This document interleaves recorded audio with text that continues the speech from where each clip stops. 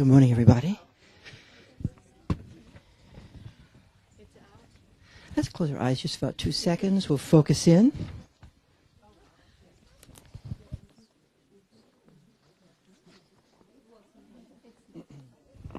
We'll extend through our bodies,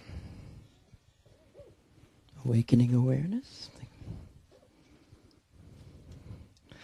Then we'll extend to the immediacy of our situation, which is the true mandala.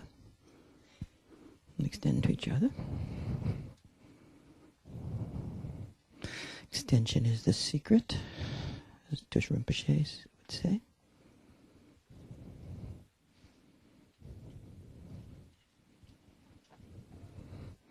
And then we'll extend to the generational field.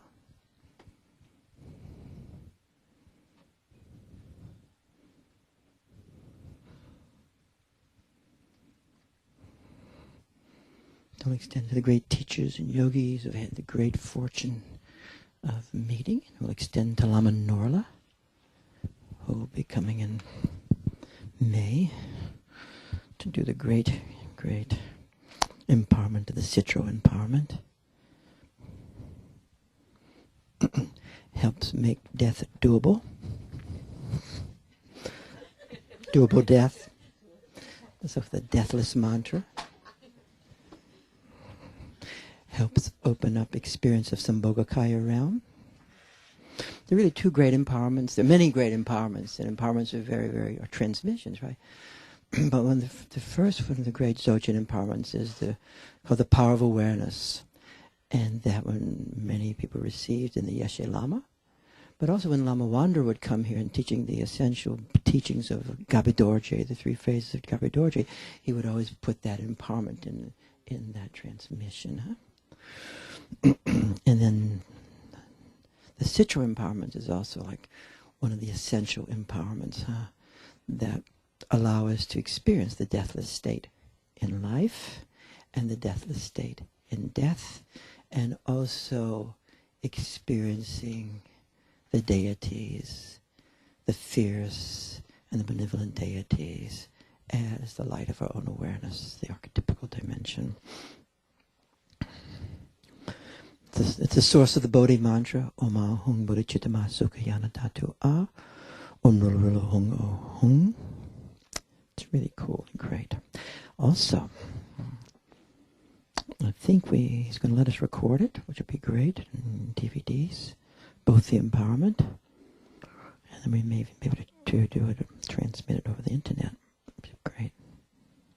So glad to have everybody here, and we'll then extend to the different traditions we participate in.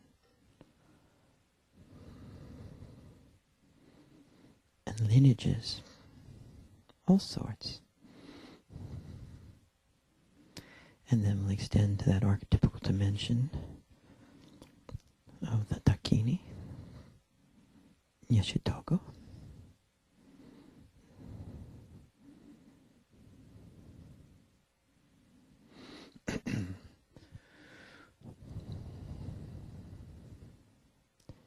Mahashri, she's also called. So I'm glad everybody here. I know some people on vacation. So desire as the play of wisdom gnosis. So last week we were exploring opinion. Opinion, huh? The sea of chi and the sea of opinions, huh? The sea of opinions. And freeing ourselves from such a concrete approach. Trying to free ourselves from concrete minds. Even the texts actually say that awareness frees our mind to become refined.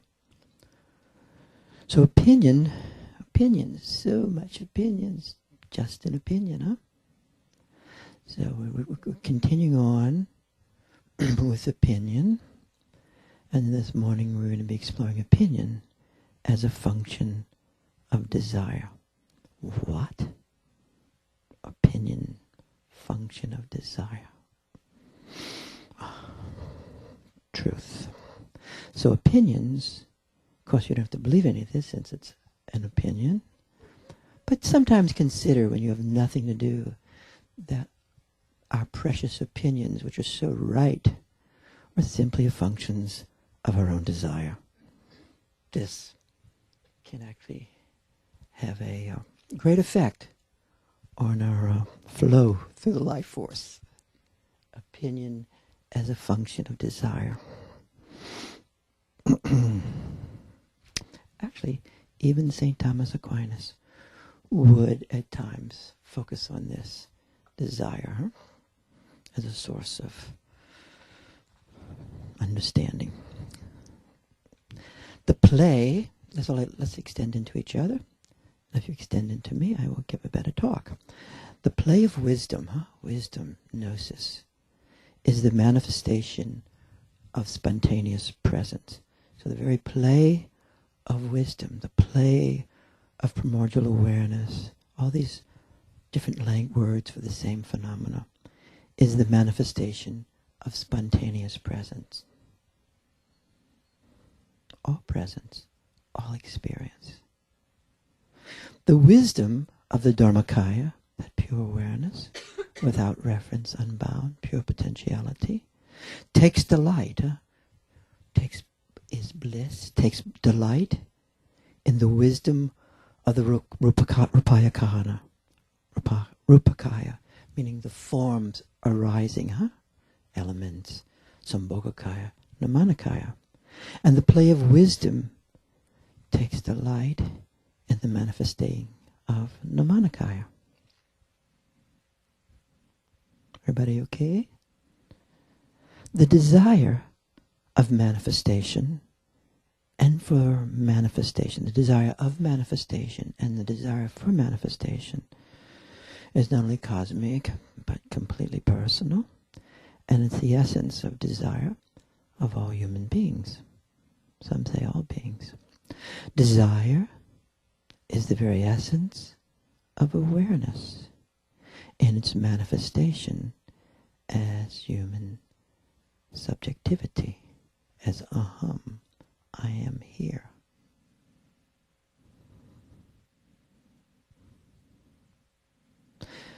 Desire is the very essence of awareness in its manifestation as you and me and our relatedness, our being in this world.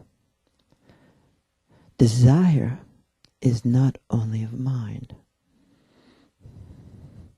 Sometimes a lot of Eastern philosophy thinks this. Oh, desire, especially early. Desire, not the Vajrayana, but the earlier, in both Vedic and Buddhism. Desire is only of the mind. Never was and never will be only of the mind, actually. Free yourself from thinking that it's only of the mind.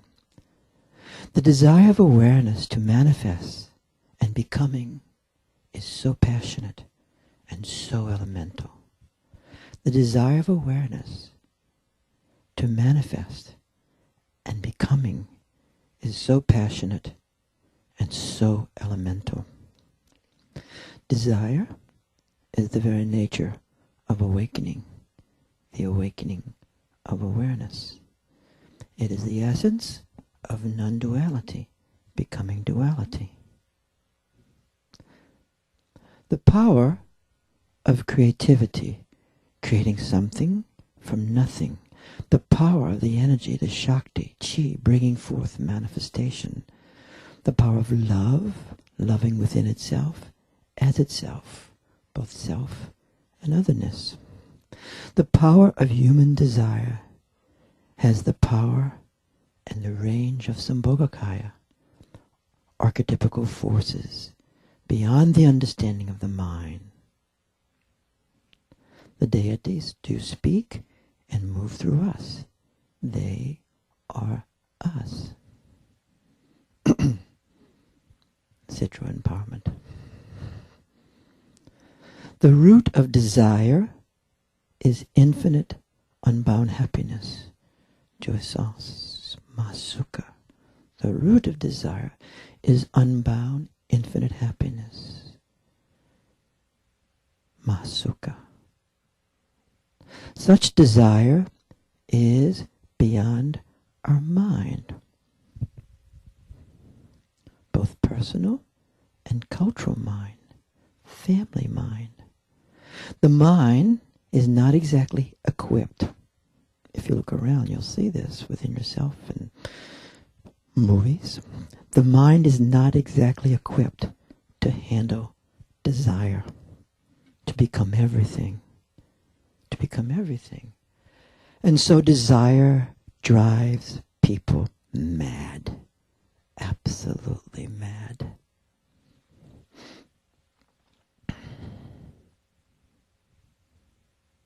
Desire is an ineffable experience, the ineffable aham. Aham, ah.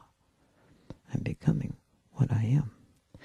This unlocalizable, made up word, unlocalizable feeling within the innermost field of the inner awareness, within the innermost field of awareness.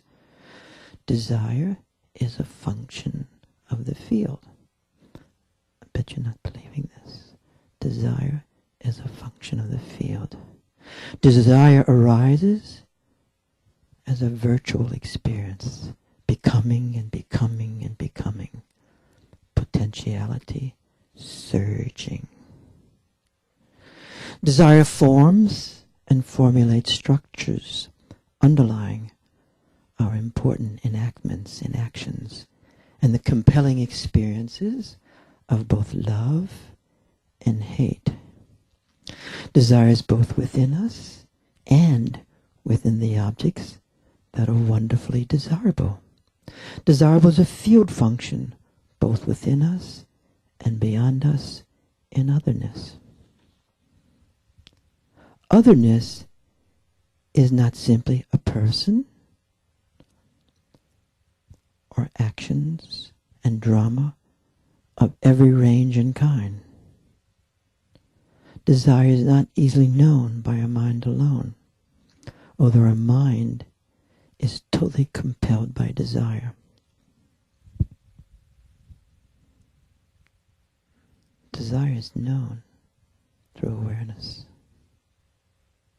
Primordial desire manifests our own subjectivity, aham, and is likewise desire manifested by and through our subjectivity presses through the instrument of mind. Personal mind, group mind, cultural epic mind, the family mind. Desire is a co-emergent phenomena as arising within the innermost field of awareness. Desire arises within the awareness field and becomes located within vectors of the mind. It becomes located within vectors of our mind. Sometimes something so vast and unbound becomes located in these tiny, dense containers. Something so bright being located in density, configurated density, cultural density, family density, and family light. Density and light are we. Desire.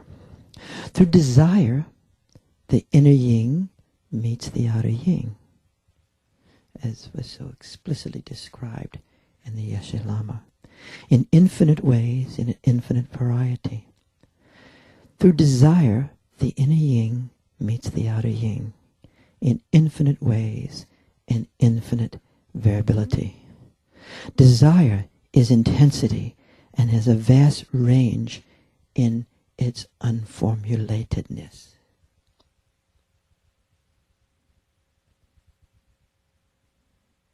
A kiss can be the inner yin meeting the outer yin.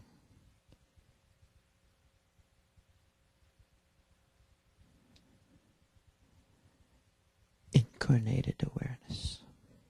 Through desire, the inner yin meets the outer yin in infinite ways, in infinite variability. Desire is intensity and has a vast range in its unformulatedness. It's a little unpredictable. The mind has trouble comprehending desire, holding desire, knowing the heart of desire. We know the results of desire, but not necessarily the heart of our own desire. Translating desire is really difficult. And the foreclosure of desire is easy, like closing the door, but it's never complete. The wind always comes through.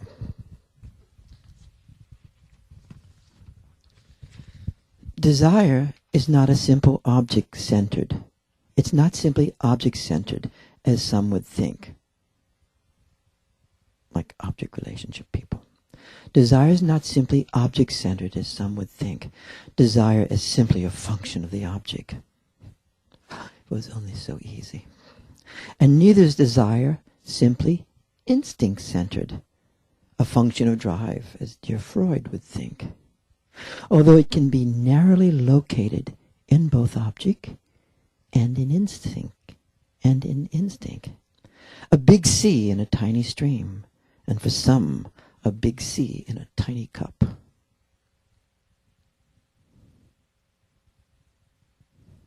Desire is beyond the pleasure principle, and desire is beyond the reality principle. Although it can become fixated and narrowed by both. Fixated in both. Fixated in pleasure principle or fixated in reality principle. Desire so vast and powerful can easily be libidinalized. Libidinalized? Can anybody say that? Libidinalized? Made up word. And also easily diverted into existing symbolic objects. Car.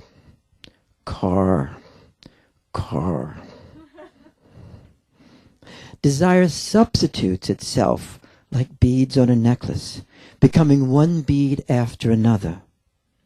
Can you spare a bead? Or maybe you are the bead.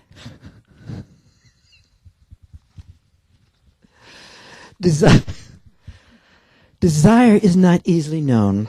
Desire is funny too. Desire is not easily known in and of itself. Desire is not easily known in and of itself. And neither is subjectivity, our own inner self.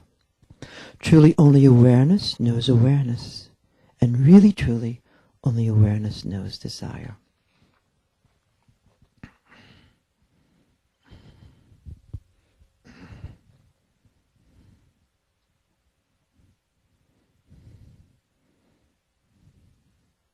The insistent power of desire can be short-circuited into inhibitions. I can hardly breathe.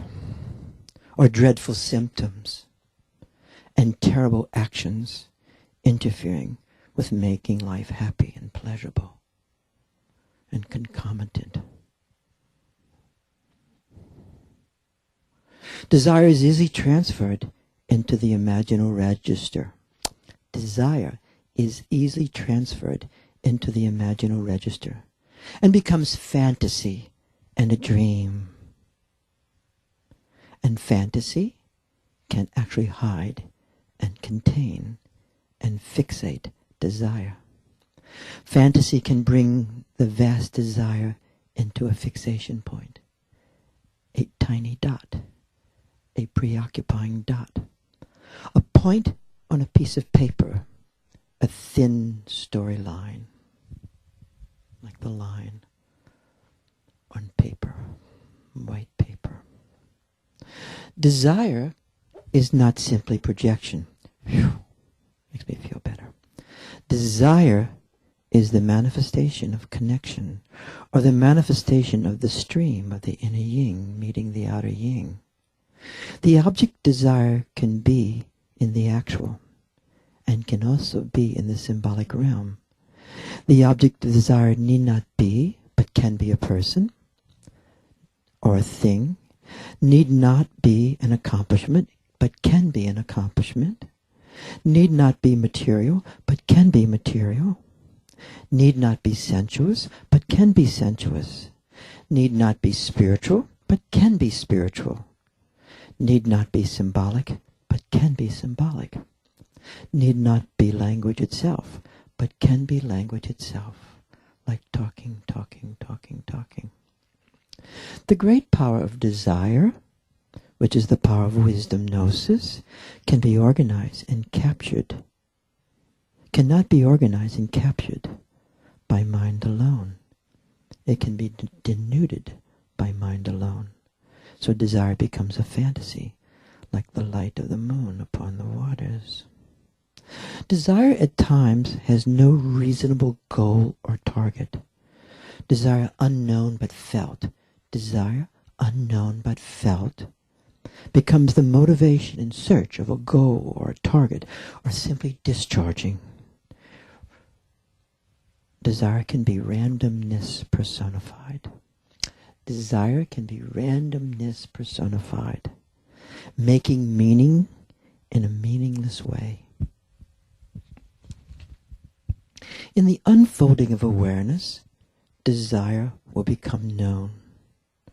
In the unfolding of awareness, desire will become known. First of all, desire located in the mind. Very hidden, very mysterious. Desire located in transitional space begins actually to become symbolized.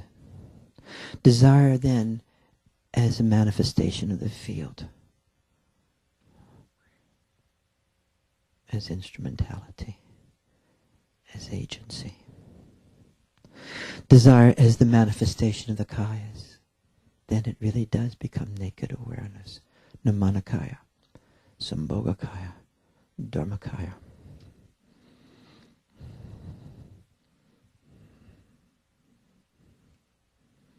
The true power of healing that desire is at these latter levels. That's where the masters live. In the unfolding of awareness, desire will become known. In the unfolding of awareness, desire becomes known. Desire, first of all, located in mind alone. Desire located in the transitional space. That's really begins to open. Then desire manifesting as field phenomenon. Then it opens up more. Desire is the manifestation of the kayas. Nirmanakaya, Sambhogakaya, Dharmakaya. Desire is realization already present in all human beings. I bet you don't believe this. Desire is realization present in all human beings, becoming manifest in them as them.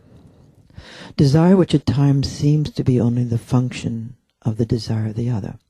Desire at times seems to be only the function of the desire of the other. And this is not truly being desire. To know one's own desire is to know realization itself. To really know our own desire is to know realization itself. Mastery of desire is not the control of desire. It is actually mastery as skillful means in gnosis enter into complete oneness. All desire, every desire, all of them, big ones, little ones, neat ones, messy ones, all of them arise out of wisdom gnosis, primordial awareness. And to me, this is the deep secret of the Vajrayana, of a passionate life. So we'll sit for a few moments.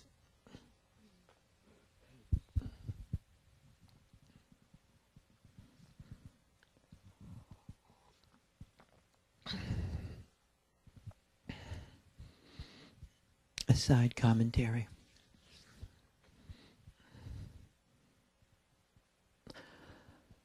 For some reason, I'm always amazed when people speak about their egos as the enemy. I actually find it, my own body, horrific in a certain way. It's an horrific experience.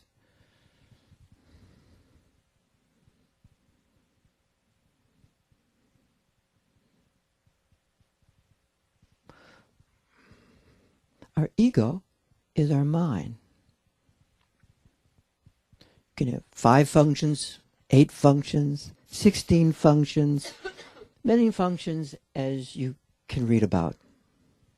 And the mind is the manifestation of awareness. And the more you and I think our ego is the enemy, I really believe the more a person chokes on it and tries to eradicate all desire. And in doing so, loses, in certain ways, the power of their very realization just as they are. This is, of course, an opinion, totally meaningless, but I actually like it. It's a function of my own desire. And Padmasambhava, Longchenpa, the great Dzogchen masters who I like, don't speak about the ego that way at all. They don't speak about the mind that way at all. Sarah doesn't speak about that way. A lot of Buddhists do. A lot of Hindus do. A lot of people do. But actually, you might want to consider freeing yourself from thinking your own mind is the enemy. Because the more you think about it as the enemy, the more it will be the enemy. And you will suffer and not be able to free yourself by integrating your mind, which is awareness itself, into awareness. And you'll be tormented by desires totally unnecessarily. And the more you're tormented, and the more you fight them in a certain way, the more you will lose. Because it's the power of realization itself that you're fighting. And you just aren't knowing it directly enough.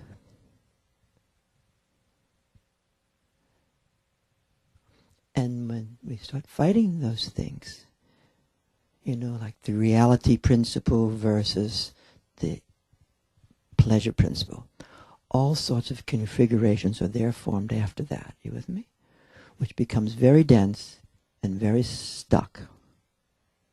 Say yes if you understand this. So you really want to think about not, and there's certain forms of Eastern philosophy, Vedic, and certain forms of Buddhism and all this stuff. Desire, you get rid of desires, you'll be in nirvana.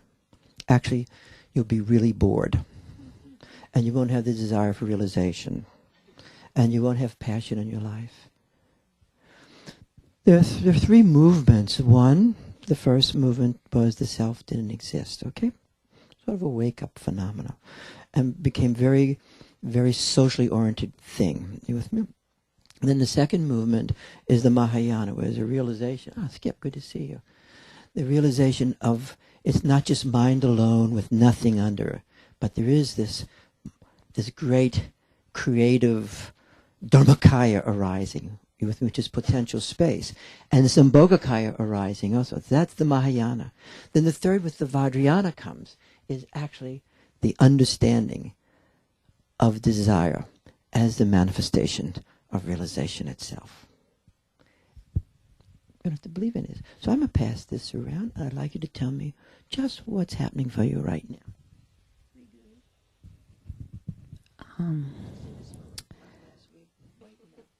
Well, as you were speaking about desire and awareness, living with the awareness of desire, I had like a Sambhogakaya experience of, I'm not sure which goddess or Dakini it was, but just this splendid sort of image came, full of light.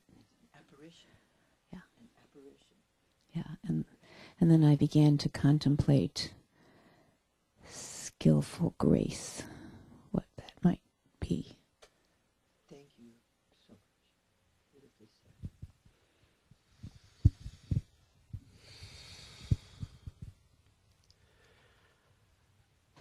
I felt very energized and kind of lots of sparkly tingles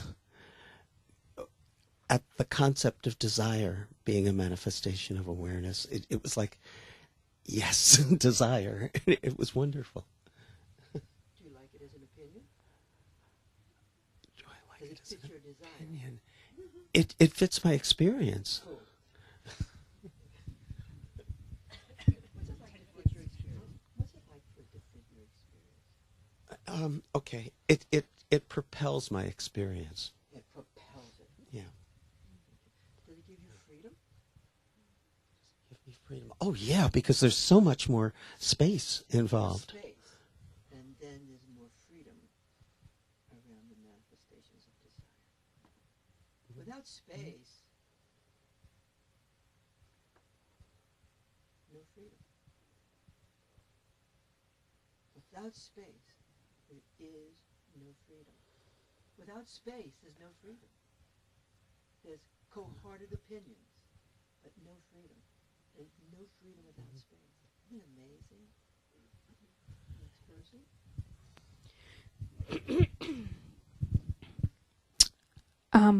I'm liking hearing about desire. I'm thinking of it as having limitations, but also being unlimited.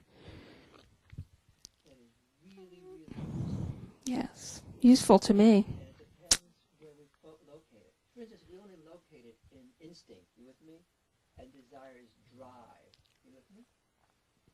That's a limiting place, you with me? That's a limiting place. And the power of of desire is not experienced like it could be. Thank you. Next person. Yes, please. Hearing you speak about desire, I think I give a lot of airtime to desire, to my desires in this life. Focus. Do you know desire through awareness? Not your mind. Do you know desire through awareness? And I can answer this to my own self, not just you. Do you know desire through awareness? I'd say I have glimpses of it. Mm-hmm. Then, and I know you know this, then follow every desire of the mind back. Follow desires of our mind back, and you will sit plainly in awareness, and you will be experiencing the realization of awareness through desire. When you say back to, To the source. Um. I have a desire for a car. I follow the desire into awareness. How's it like to do that, even right now?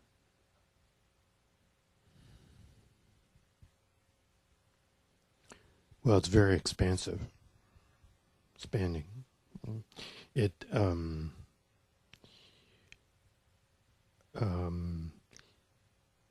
it feels like that the drivenness is released. Fantastico. The drivenness is released. That is totally fantastic and completely beautiful. Right there. Mwah.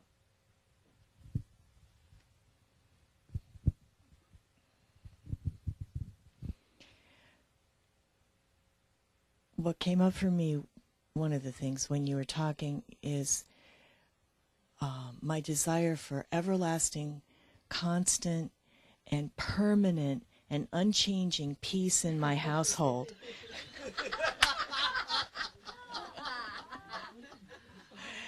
And when I realized that, all of a sudden, in just a moment, I don't know if I can express this in words, but in a moment, I just really got how desire is layered. And I realized, whoa. And this wasn't something I ever formulated in my conscious mind, that I wanted this permanent, constant, unchanging peace in my household. And when it came to me, when you were talking, I thought, wow, that's just so impossible. And where does that come from? And it doesn't leave and I realized all of a sudden my eyes were open, and I realized all the moments of peace in my household that I had that I didn't see because I was so wanting it all the time. And so it dropped me down to the next layer. It was like another layer of desire, of saying, oh, if I can just notice when there's peace in my household. And then when there's something that comes up that's, like life is other than peace. So just to know, and so that brought me to that other layer. At this one, I feel you holding desire in your heart. Okay? That's where she has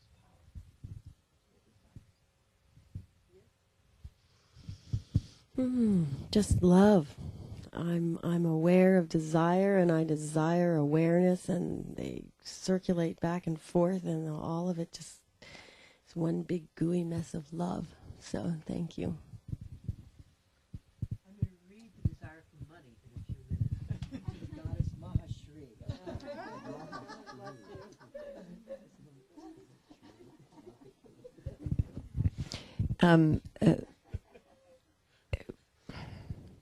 It reminded me of the phrase. The phrase came to mind.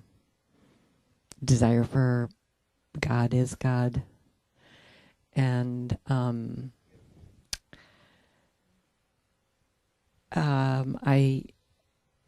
had no. There was no argument in any place where I could go with that. It's like, yes, that makes perfect sense to me. And at that level of experience, that the desire for union with the divine is the divine experience of being us that gets misidentified with all sorts of particulars that we think are going to give us some taste of that pleasure or union. And it can be aroused by the particulars, or it can come from the inside, in my experience. And then I was sitting with it, and just as more people talked, I also felt like the pleasure and the happiness of existing.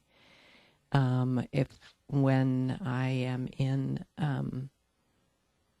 a relaxed sense of self, so that whatever comes up is loved and held with all of that positiveness that is associated with desire.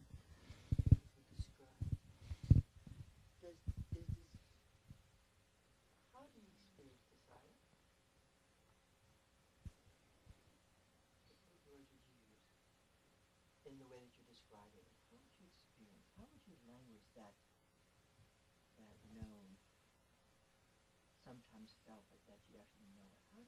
How to language that? If you don't mind going a little.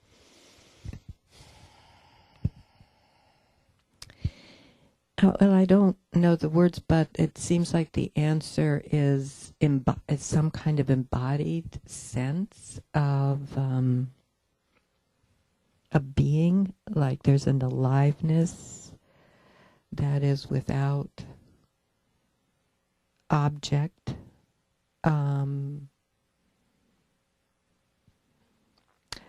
So when in what I think of is the fantasy, the desire of like being on a mountaintop, as a way of capturing this for me. If I remember, re-experience, it is so it's so in the body, and it's so yearning outward.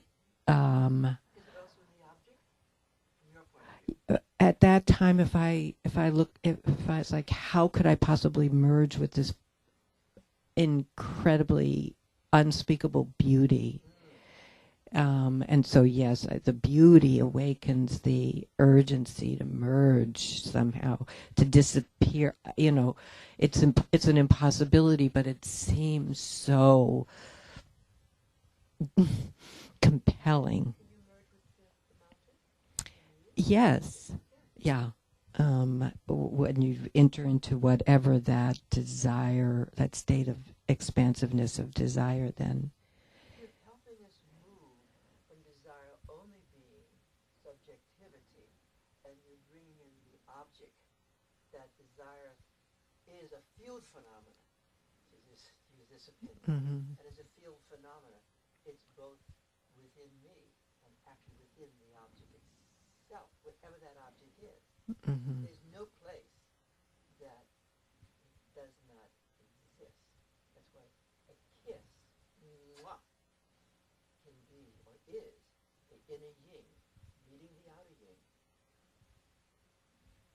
Mwah. This is samadhi. This is the word. Mm-hmm. It's okay with you? Oh, it's wonderful.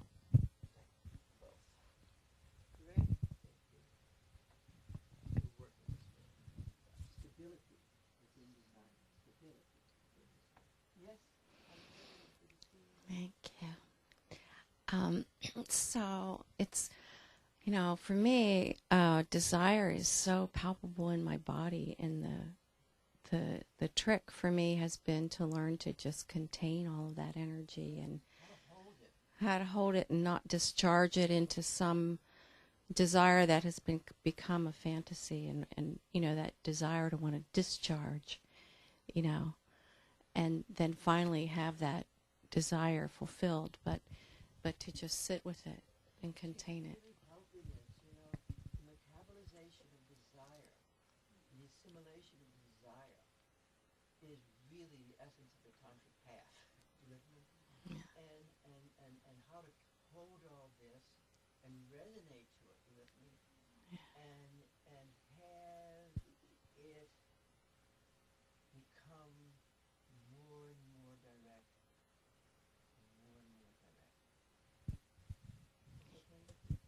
Yeah. Thank you. Excuse me.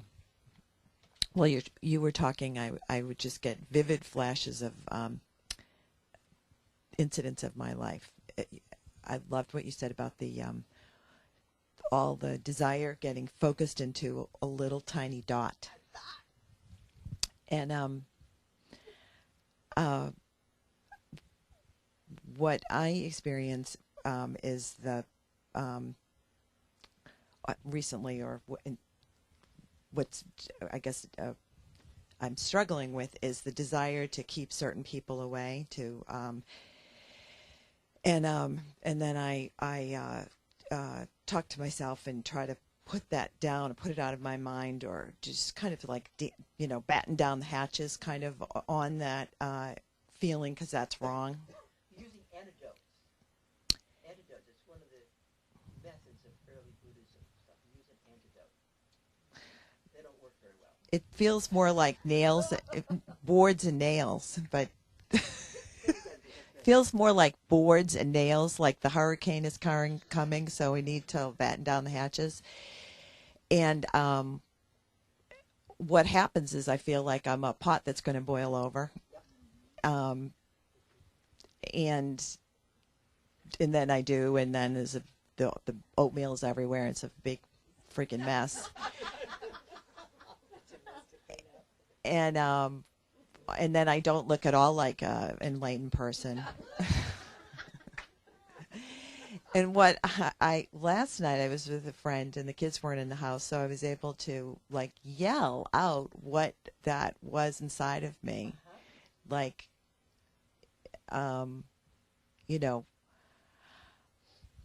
pick up the kitchen, you effing blah, blah, blah. Which is, and then I realized like how, like the desire is so passionate, and obviously that's the desire is about really my desire. It's not even my desire. It's like an ocean. It's like when you said, it's like a tsunami, which is when even I can see that has nothing to do with the cleaning up the kitchen. Isn't that cool? Yes, and so then when it's just that raw energy, then I can experience it as like it's like warm and it's intense and it's actually pleasurable. So, and it's funny. It's like sitting right here, the joy.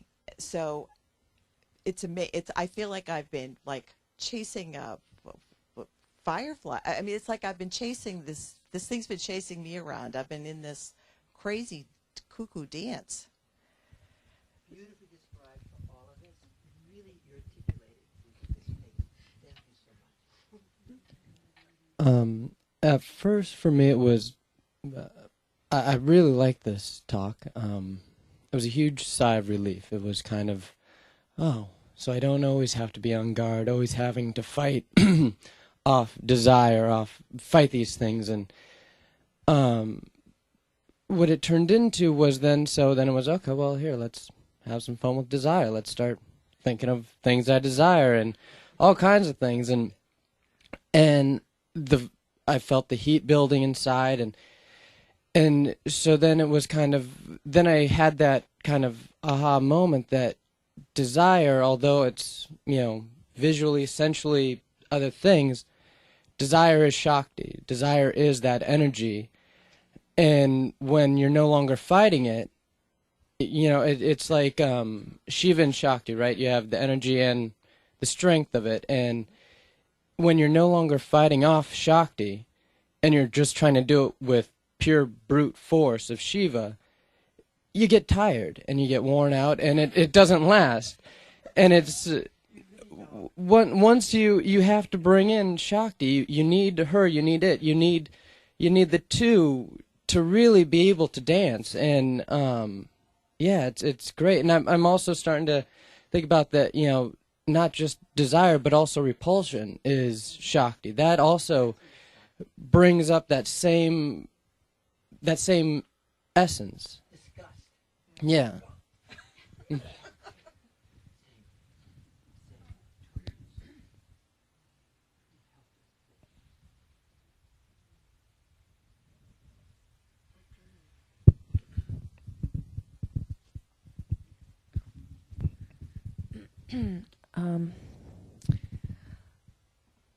I also really liked this subject. I just found so much liberation in hearing it because desire, passion can get so fixated, like on that dot. And I also liked that you brought it into the ego is the enemy, because that's just so, that whole idea is so ever present, especially in yoga. And it doesn't work. It's useless. There's an opinion. No, yeah. Distortion. Yeah. It is a distortion of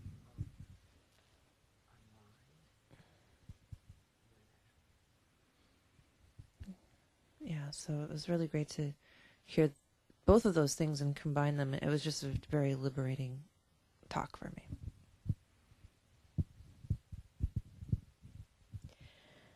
My experience right now is one of soaring and the freedom of all this. And one of the first things that came up was a one-line Rumi, which is, when you want something, let it light on its desire.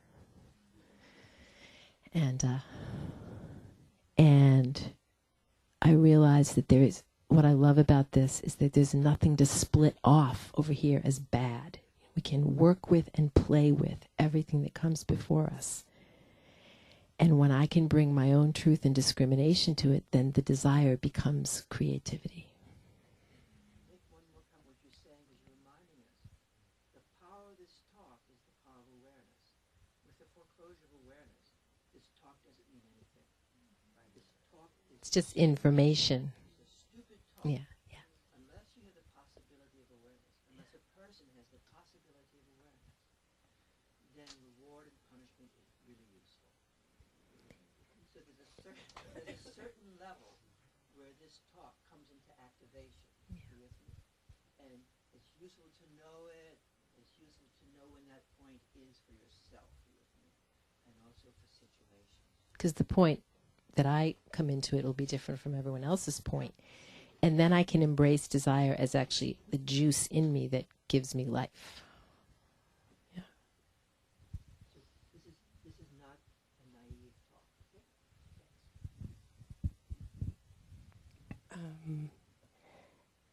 Yeah, for me also the talk kind of freed me from the fear of attachment. And it kind of, in the same way that, you know, the ego is not the enemy, that actually if you embrace desire, you don't have to worry about am I attached to it or not. And attachment is not, you know, according to some Buddhists, the enemy. Certain teachings on desire foster attachment disorders. Certain teachings on desire foster attachment disorders and have a fantastic appeal if in fact you suffer from an attachment disorder. You with me? And this is an opinion, but certain of these teachings foster a group mentality that's focused on a charismatic leader or institution that ultimately belies human freedom and self-actualization and that form of liberation.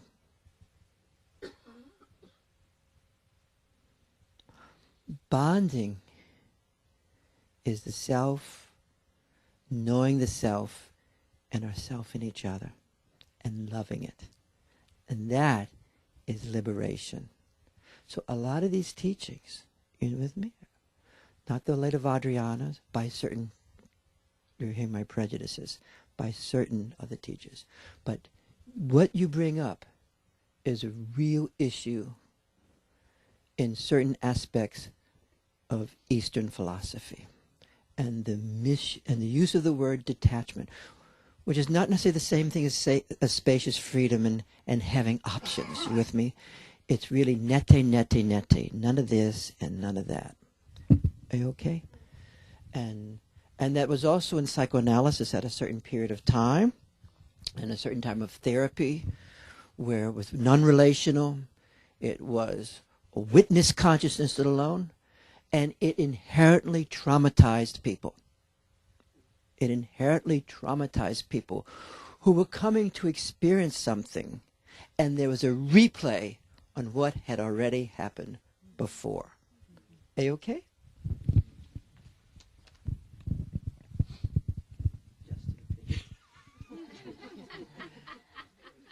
A function of desire.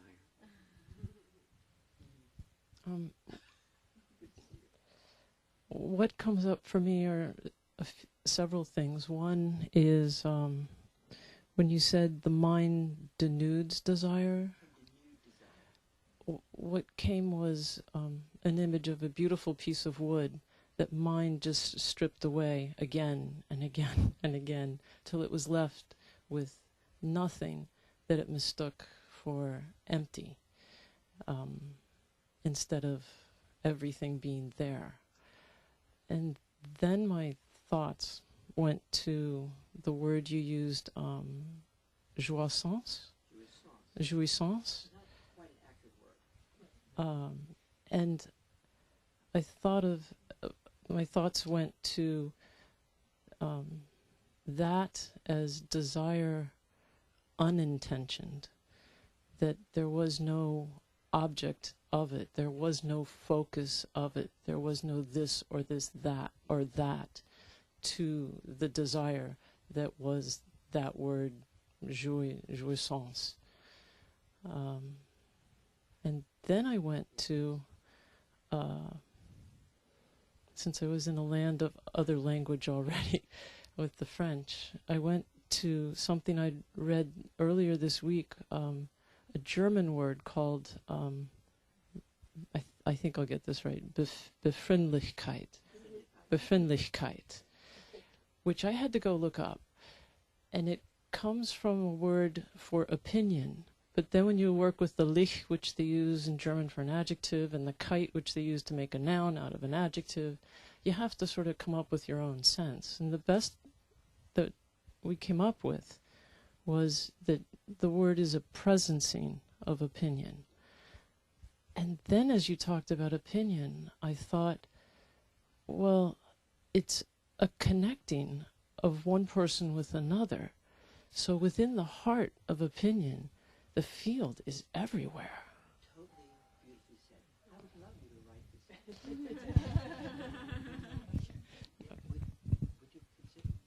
Very useful.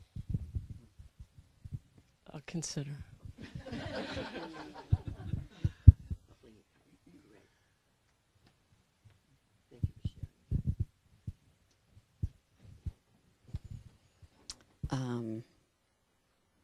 I went out into the field on this talk. You brought opinion into a non-dualistic state. Yes. You brought opinion into non-dualism. Cool. Yes. I went out into the field on this one. I did listen to it earlier this week. I believe it's the same talk. Is it the same? Is it a different talk? Okay. Different variation. Well, I love this topic, and I believe that one of the things that I've experienced regarding desire is that sense of lack of desire. Real foreclosure of it.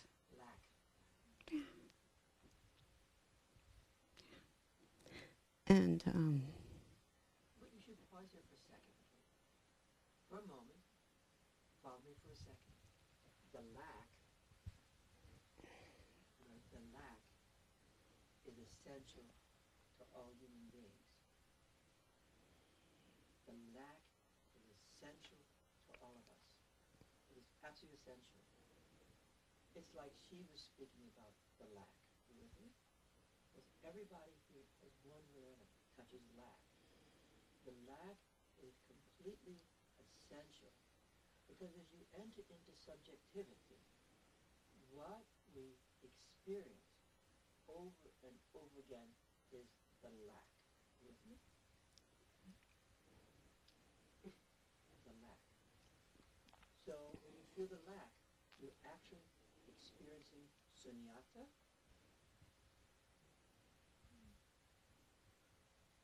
In its oldest sense. So if you look at the unfolding of Buddhism, there's a historical unfolding. No, it's okay. It's okay. So the lack, you with me? The lack is essential to realization. It is you have to feel the lack. And you allow yourself to truly be in the lack. And you feel your desire for the lack to become something more than is manifesting. That is the desire of realization. The way the lack appears, I'm not just saying this to be nice, the way the lack appears is actually the desire for realization. All desire arises out of lack. That is how it appears. And it's emptiness. As you hold it, as you swim in it, as you embrace it, it becomes more. But the lack is actually, I'm going to go a little bit more with you, a realistic depression. Okay? It's not abandonment. It is a realistic depression that a yogi experiences, not because the world is intrinsically empty or is not there. That is the lack gone too far. So when yogis would feel the lack, the very same lack that you're talking about, they generalize that lack to reality around them. You with me? That's a bad move. You guys follow what I'm saying? So you have to suffer the lack. And you don't suffer the lack one time. You suffer the lack over and over and over. At every movement of the quantum leap into the realization of primordial awareness, the lack will appear again. What you're attempting to do, though, and all of us are attempting to do this,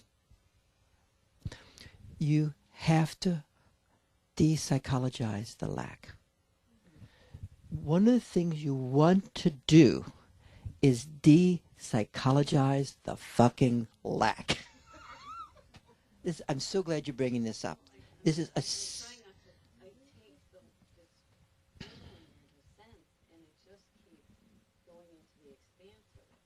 You keep going. Yes, yes.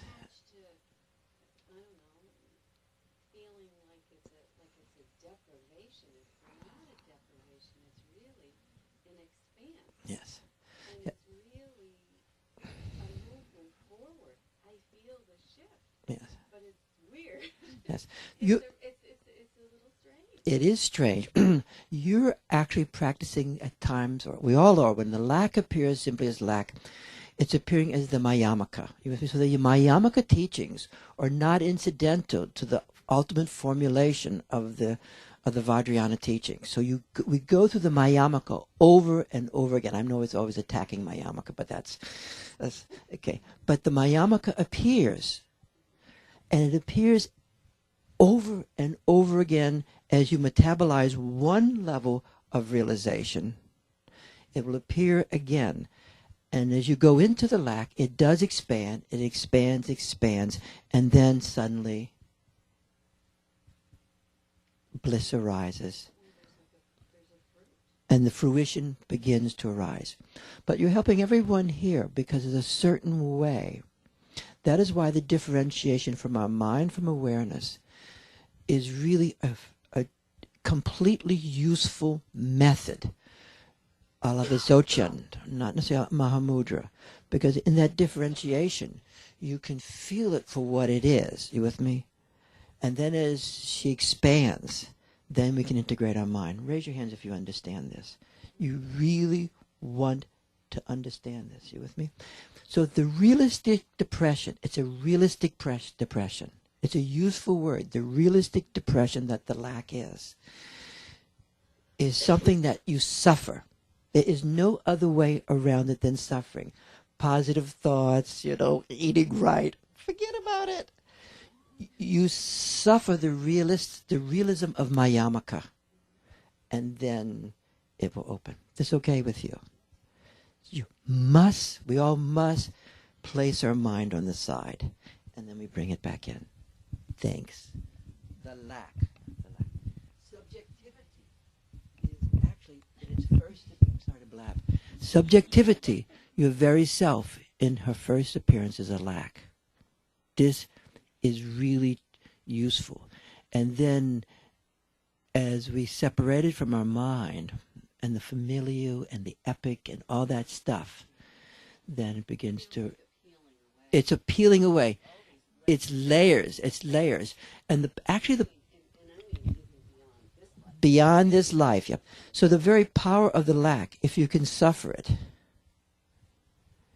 is it actually has the dissolving.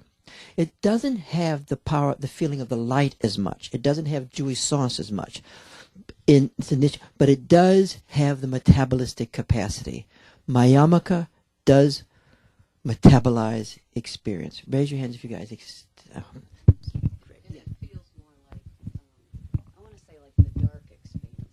It feels like a dark expanse as opposed to this Shakti type of expanse. And there was even a shift that I've experienced. Oh, yes. No, it feeling that differentiation between bliss of Shakti and the physicalness and all that. And then it goes into, I'm going to use the word void. It's like there's a refinement and a void, and you reach the next Mayamaka. Is that you reach the next, like, right? And you're like, okay, blah blah blah, trolling along. Mm-hmm. You integrate everything again. It stays integrated, and then there's another swelling up. Yes. Another arising. Right. And that arising will again cast you into the thrownness of the Mayamaka of void. In that sense of, and right now it's that sense of desire, and it's like, where's desire? It's such an expansive, I believe, integration of desire that it feels like a lack of desire. It can be the fullness. And it can also be the lack. Or both at the same time. Because there's always a bit more in infinity. Right. Yeah. Thank you so much. Thank you.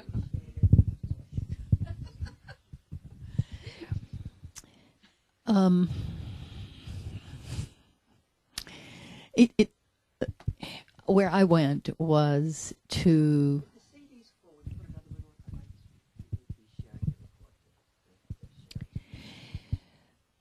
so I went to my desire to be of service, and then the desire of the land and the center that I am a part of to serve as well. So, and I can see that even in to speak that is to be, okay, so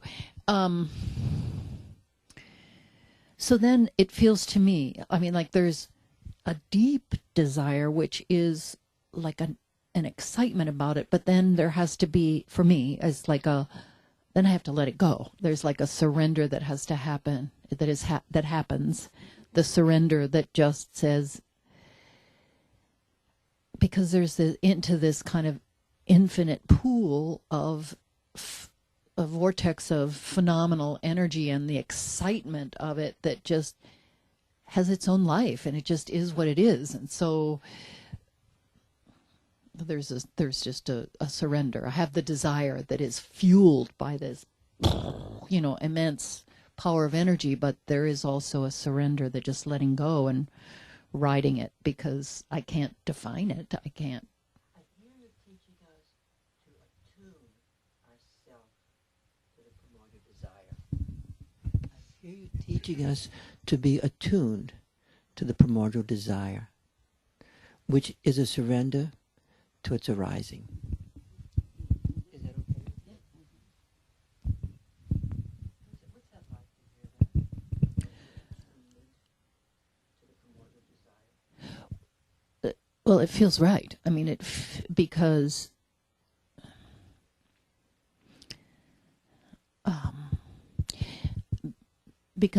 I mean, this desire has been with me for a long time, so I've been through many pieces of it, and it's like it really is coming to that. It is at that place where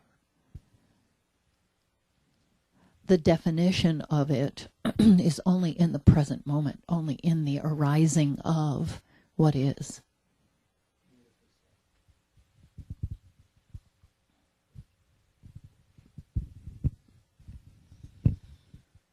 I think I'd like to hear this talk again. It feels like it's been a long time ago.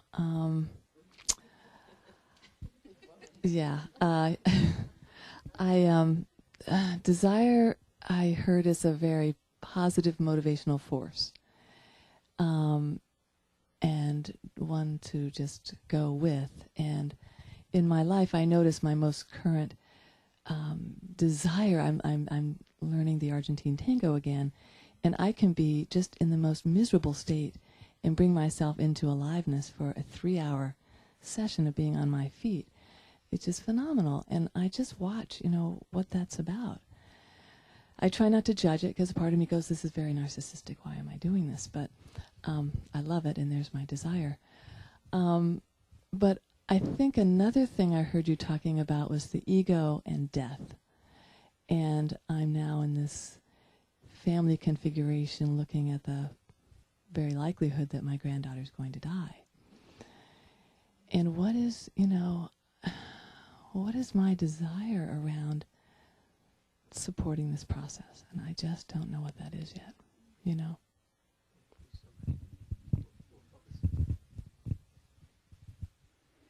Oh, I feel like I've taken in a whole universe hearing all the talk and all the comments. And so I can relate to everything everyone has said.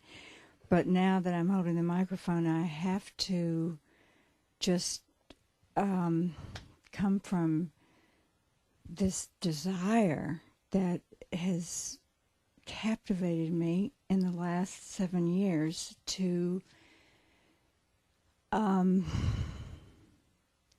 be able to integrate and understand, which Rudy, the seminars helped me so much with this, my desire to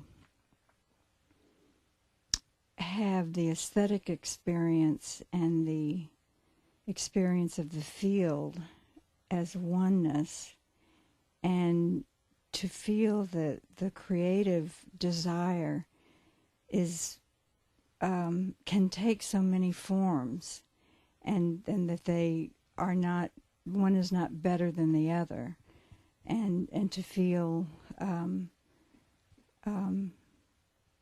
the unity of how the desire to create and to make something doesn't mean that you actually have to make something, but that desire is the life force, and that is the source. And so in the days when I would make dances and have these incredible desires to, sit in a theater and see the dark stage and then the light coming up and then the dancers starting to move, and that this was my image coming to life. And then to give that up and to still have that desire, and it's coming from the same place, just to love that darkness and to feel the light as part of me without having to, make a product. Yeah. I have to ask you a question. Yeah. Following what you just said so exquisitely, do you think Dharmakaya is desire? Do you think the goddess, the primordial goddess, this Dharmakaya, is desire?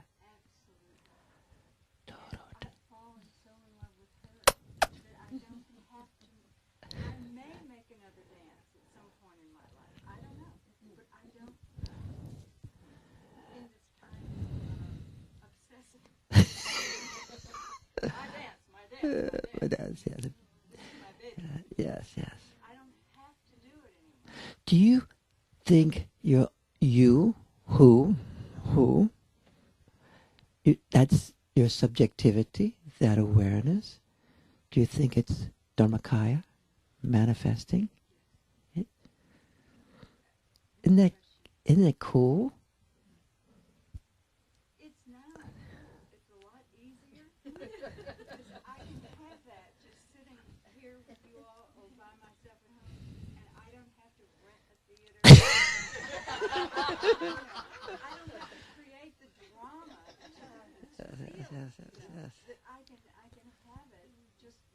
Yes. So well said. Effortless. We're glad you're here. Thank you.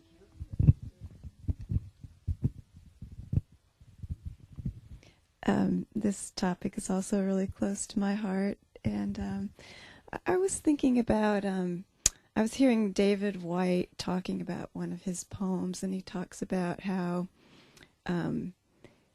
something in the world pulls out our desire bodies, and that in a way it's like we can be found by the world. This desire process pulling something out of us, and then us being recognized. It's just that, I don't know, like that image about that.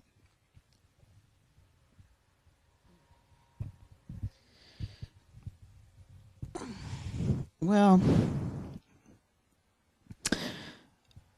what I've been very aware of is feeling a lack of desire, feeling a kind of dead place inside, and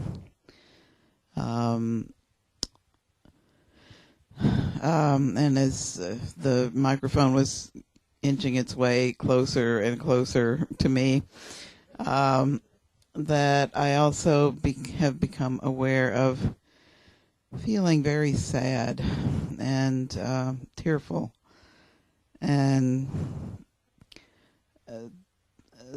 not exactly hopeless, but feeling as though I somehow need to find my desire to get off the fucking dime and get healthy. And it's just, I'm just really floundering around with that. And so I guess that's where I've gone. Sure. Yes.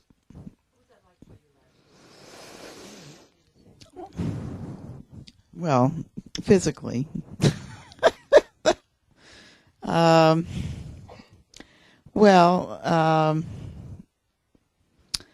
Talking about opinion and breathing, yes, breathing into it and feeling a kind of falling away of like a weight or a burden or something. And the air, spaciousness, yeah.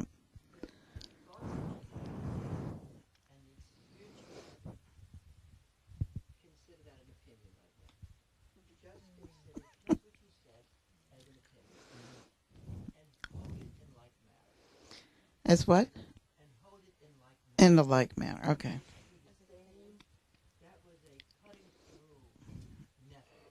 Okay.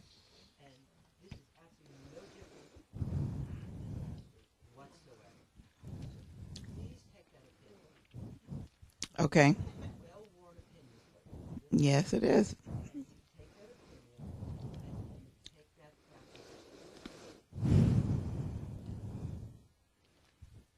Okay.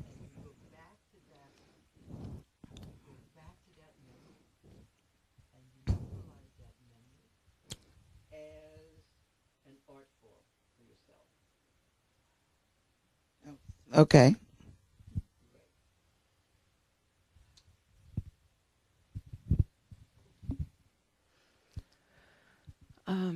As Diana said, the talk was long ago, and I've gone off on so many different directions by hearing everything that everybody has said, because everything has been so full of life and provoking all sorts of different thoughts. But I think that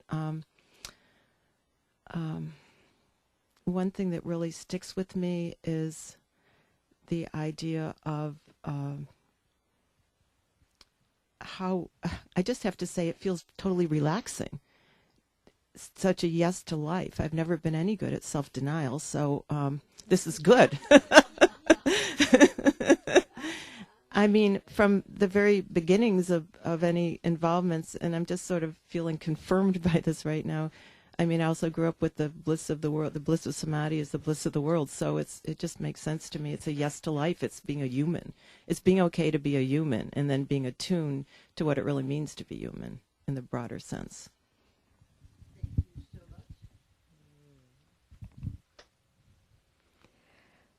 I have been loving both the talk and the discussion. I walked in here today with kind of a feeling like, Kay, why can't I have peace and harmony with the people around me? What is going on here? And holding that as a lack very, very strongly. And it was very upsetting. And it felt like I couldn't quite find my balance. And as I was sitting here, it was kind of a struggle in a way to get into the talk until the point where you said, Rudy, that you were talking about the mind and the ego and how some people hold that. And then when you mentioned, and of course what you're saying is an opinion, something broke in me. And it felt like tossing a rock into what had been a still surface, and the ripples are still extending, because I got to see, of course, the desire for peace and for everything to be in harmony is an opinion.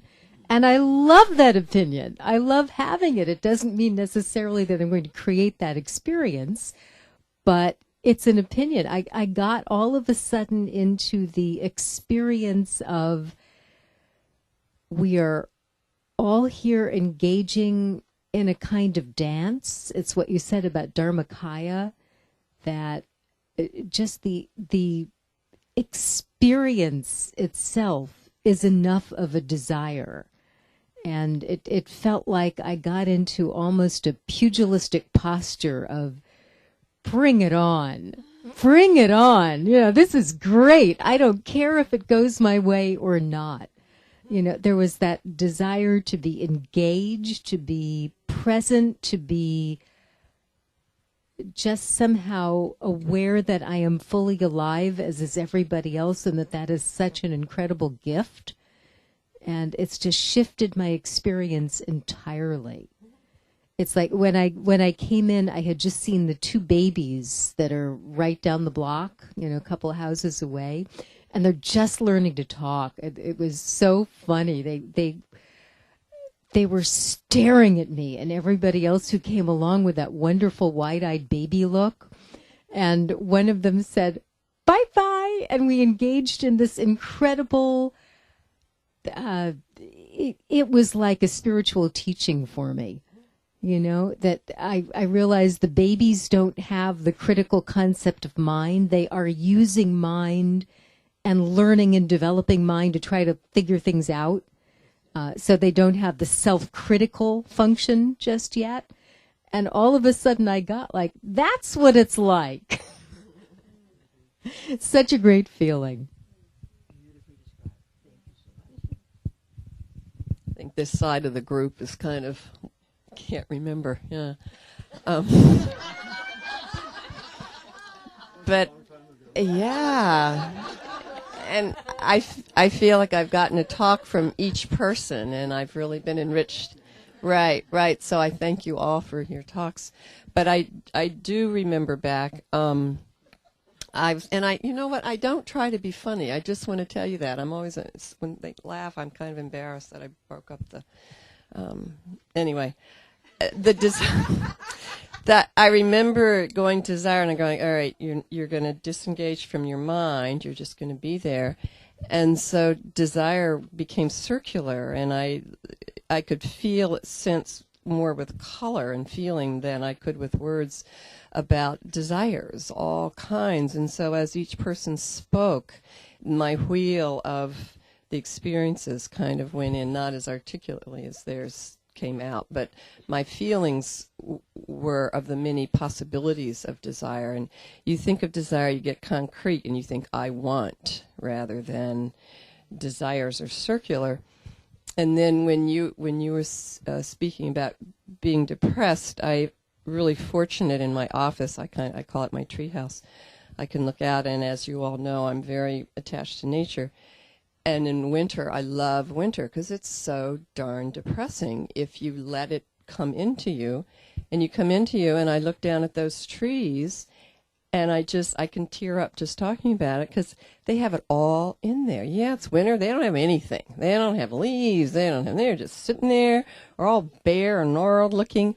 But you can feel inside of them everything that's going on. And so that always nourishes me, and I can't get too down, most of the time.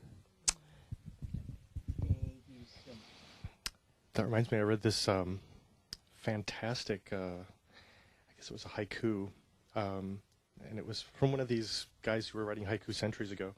And he said, in the winter, there are no flowers, there are no leaves. And if you break open the branches, you can't find them. And then they're there. So I first started reading about some of these Buddhist teachings about negating desire when I was just hitting puberty, about age 11 or 12, and I said, "Forget this noise." A whole extra wave of desire is just getting started. I'm not gonna. Really looking forward to it. Thank you. Yeah. So I have actually experienced some very different kinds of desire, and one of them, which I think the philosophical word for this is tamasic, or dark desire. The desire becomes a hole where there's no enjoyment, And there's a vector pointing to the object saying, you're not happy because you don't have this. Because of this thing, you're not happy. And so clearly, I don't wish to have that kind. But the sattvic kind, which I've been experiencing much more in recent years, is it's sort of like I'm in motion towards something. There's an object, and I'm moving toward it, and it feels natural. And I'm kind of blazing this path toward it, enjoying all the while. Right? So I'm going toward it, and I'm not feeling any lack.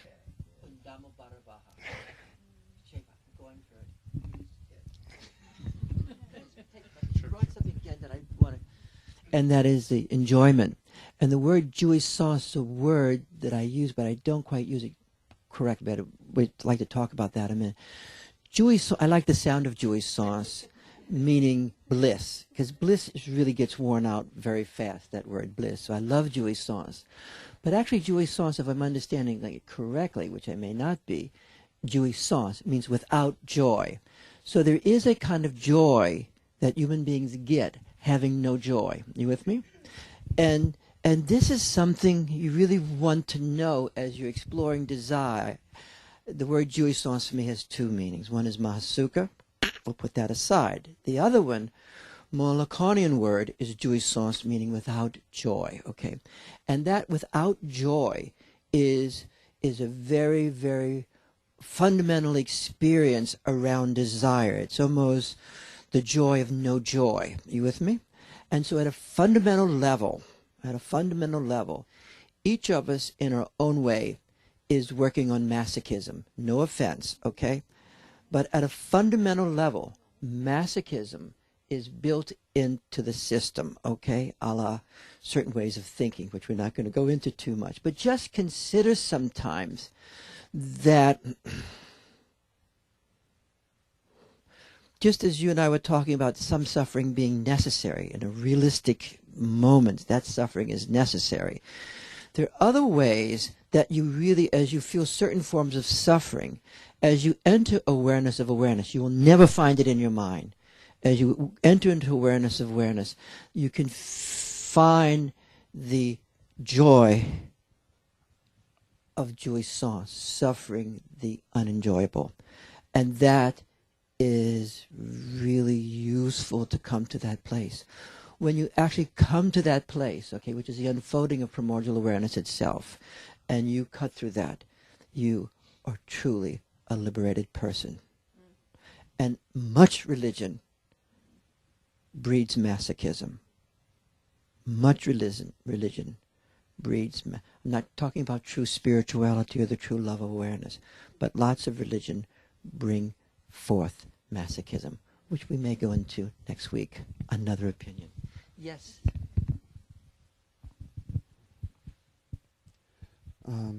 So I had a multi, I guess layered, I don't know how to describe it. So one of the experiences was a process of concretizing desire,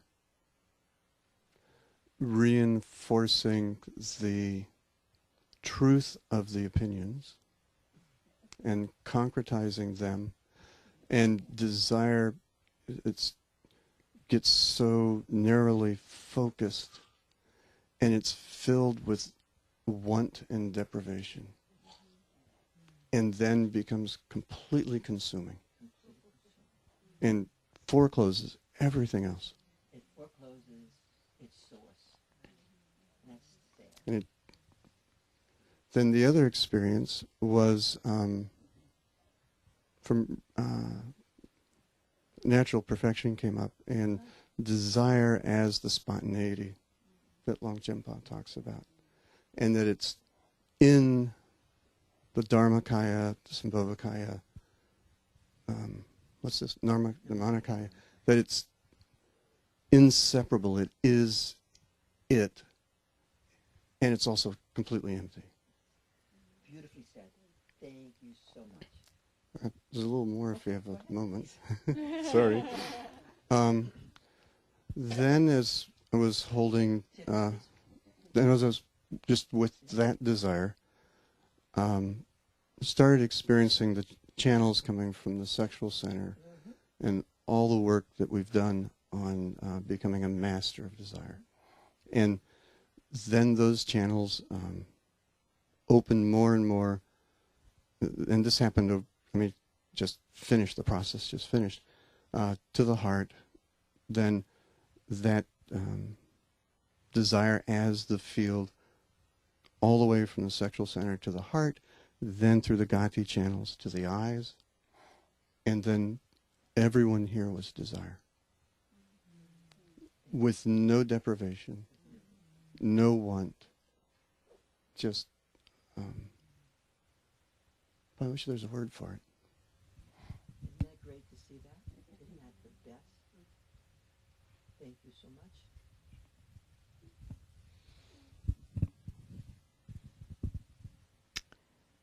Oh, this has just been so rich. I feel like I'm just digesting it all too. But what comes to me is that after hearing everything in the talk as well, is that realization is a given. And that desire is the impulse towards the experience of that given. And that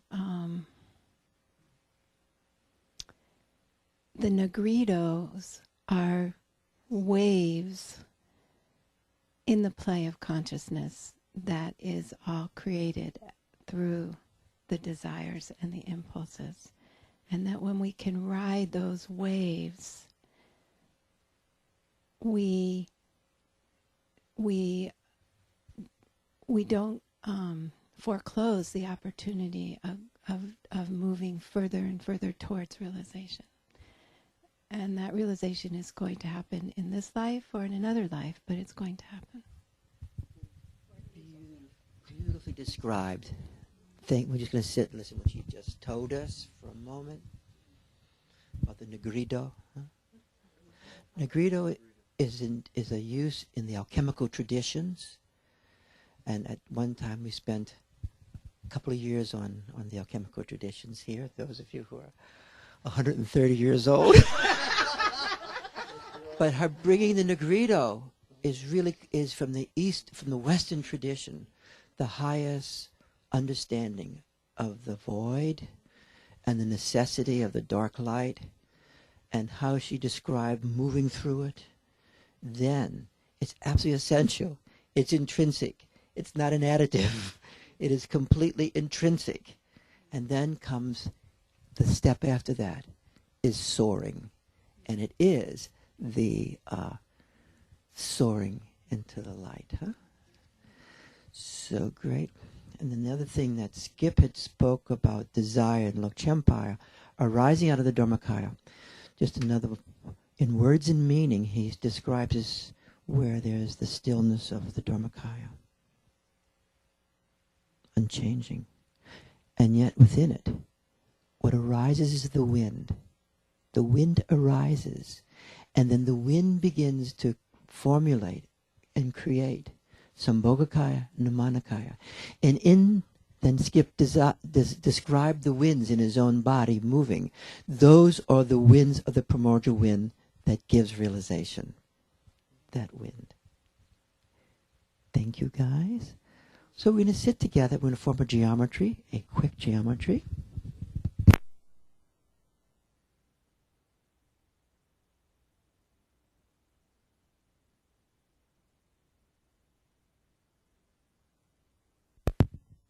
Her granddaughter, Indigo.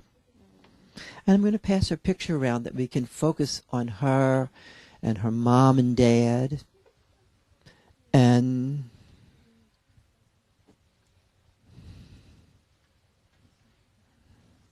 we're going to focus the light of awareness together on Indigo and her mom and dad and grandmother and grandfather and the entire family.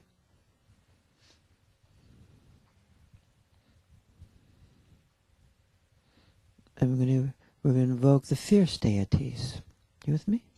There's certain deities that are very pleasant. And there's certain deities that are fierce. Invoke the lion-hearted Dakini.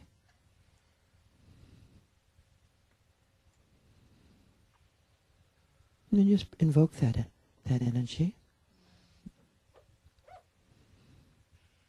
We're not going to clap. We're going to focus on the child, our mother and father, family.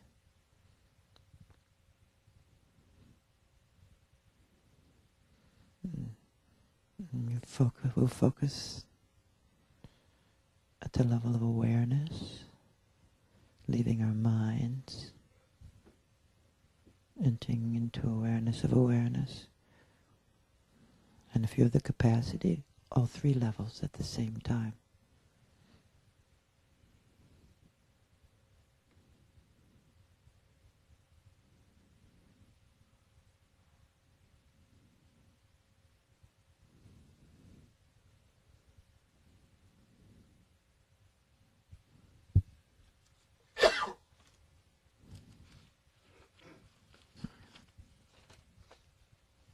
We'll focus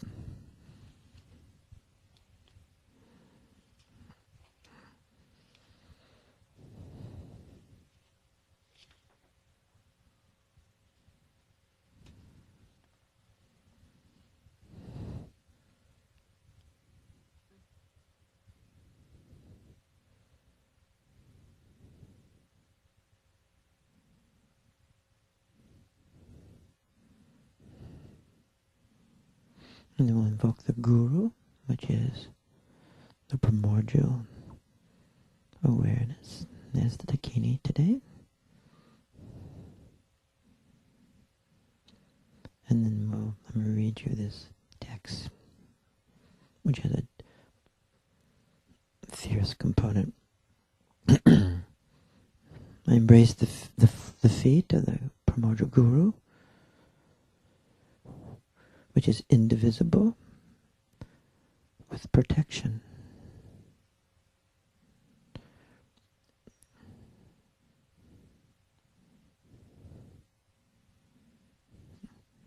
And here we are.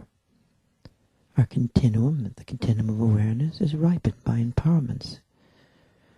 We abide in the Samaya and have devotion to experiencing and realizing the mandala, the field. Let me take refuge.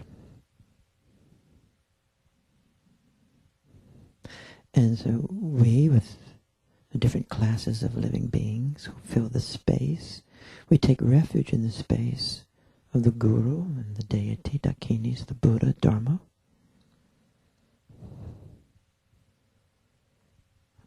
And we as boundless sentient beings, primordially being the Buddhas, we generate the awareness of the highest enlightenment. Then we generate the Bodhicitta, and we can hear that mantra inside, Om Ahung Bodhicitta Ma Sukha Yana Tattva.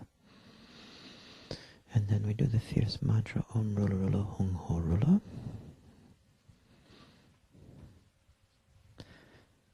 And then I'll continue reading. Wondrous, amazing Dharma, secret of the complete Buddhas, birth, free of birthness. All births do not exist. So he's talking at the very primordial level, huh? Wondrous, amazing Dharma, secret of perfect Buddhas, death, free of deathlessness. All deaths do not exist. On one level, this is bullshit. On another level, experientially, we want to enter that capacity. It is ultimately capacity. Wondrous, amazing Dharma, secret of all the Buddhas, objectification, free of objectificationness, dissolving all objectifications. That opens up potential space in every situation. Wondrous, amazing Dharma, secret of all the perfect Buddhas, coming and going, free of coming and goingness. All coming and going do not exist. The form of the great luminous deity of wrath, fierce. The obstructors that would hinder cities, that means the power of the Shakti. Leave here, leave there, and dissolve, be dissolved. Being dissolved in thousands and thousands of pieces. Om Rula Rula Hung Bio Hung. Om Rula Rula Hung Hoi Hung.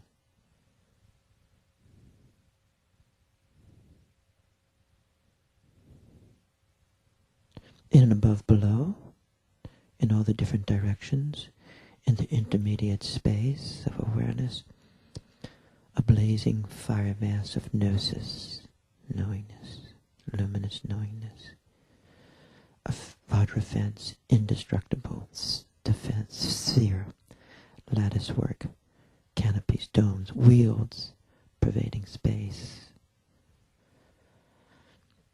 both male and female, wrathful deities, massive clouds.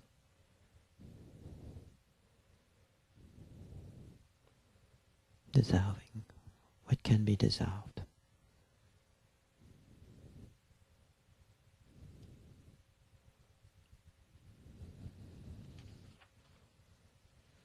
Hum, the time has come for the best compassion. The time has come for great teachings. The time has come for the accomplishment of the magical arts. So here the yogi is talking about that level where potentiality is truly activated out of invocation. The time has come for a wave of blessings. The time has come for the highest empowerments. The time has come for the granting of cities. Bhagavan, whose magical capacity and power tames the demons. Bhagavan, who brings the gift of total blessings. Bhagavan, who empowers with the highest initiations. Bhagavan, who grants the cities. You want to take this in yourself.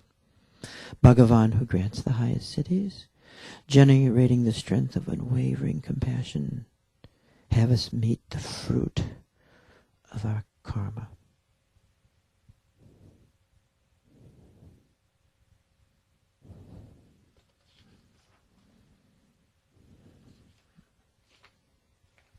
We'll hold that. We'll open up the inner heart essence. Then we release the heart drops.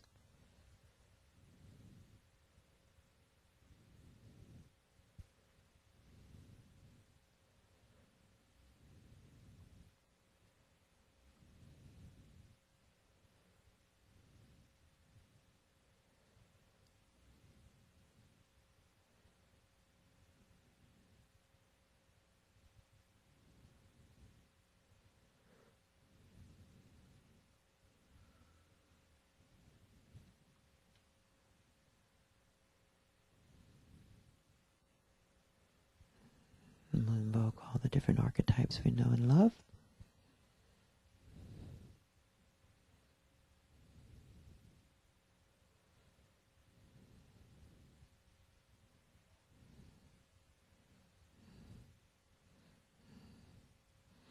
And when we do this, it's not a specific outcome. It is supporting the power of the light being felt and known in the situation.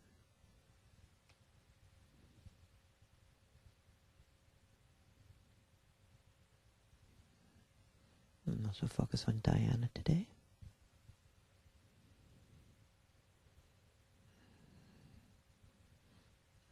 Who's a vehicle of light for her family.